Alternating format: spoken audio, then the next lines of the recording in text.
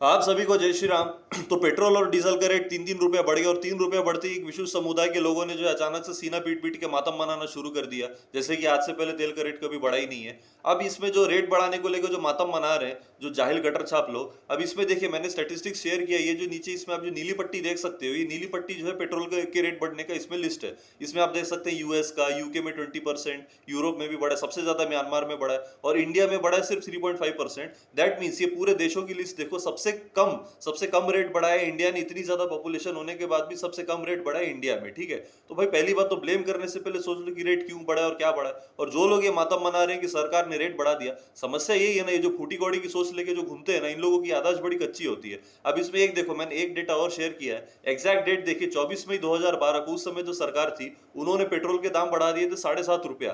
कितना? 7.5 रुपया। उस समय सीना पीट पीट के मातम मना रहे थे कि सरकार को गाली दे रहे थे क्या? और आज सिर्फ जेन्युइन कारण से, भाई वहां पे वॉर चल रहा है, सारे शिप हमारे जहाज पानी में फंसे हुए हैं, इस वजह से रेट बढ़ा है। सिर्फ 3 रुपए बढ़ा दिया तो इतना मतलब मां मर रही है तुम लोगों की, इतना मतलब मातम मना रहे हो तुम लोग। तो भाई ऐसा है कि भाई ब्लेम करने से पहले, कुछ भी करने से पहले 10 बार सोचो। और सबसे मेन बात, जो ऑयल रिजर्व की बात कर रहे हैं, तो भाई ऑयल रिजर्व का ऐसा है कि भाई देखो, एक चीज इसमें जानो कि 2004 से लेकर 14 तक, अब मैं सरकार का नाम नहीं ले रहा, उस समय किसकी सरकार थी, समझदार को इशारा काफी है।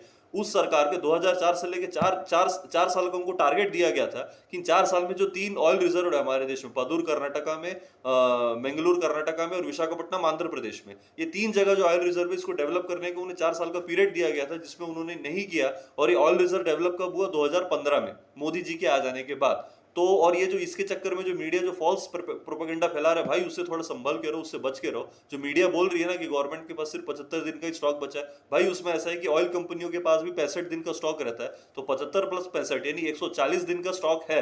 यदि वो जो 2004 से लेकर 14 तक की जो सरकार थी, उन्होंने वो 4 साल में अगर oil reserve 3 oil reserve develop कर दिया होता, तो ये जो ओवरऑल ऑयल रिजर्व है ये जो है ये और अच्छा हो गया होता। तो इसमें मोदी जी को ब्लेम करके, ये सरकार को ब्लेम करके कोई फायदा नहीं है। पहले जो गलती हुई थी उसका जो है उसका परिणाम अभी भुगतना पड़ रहा है।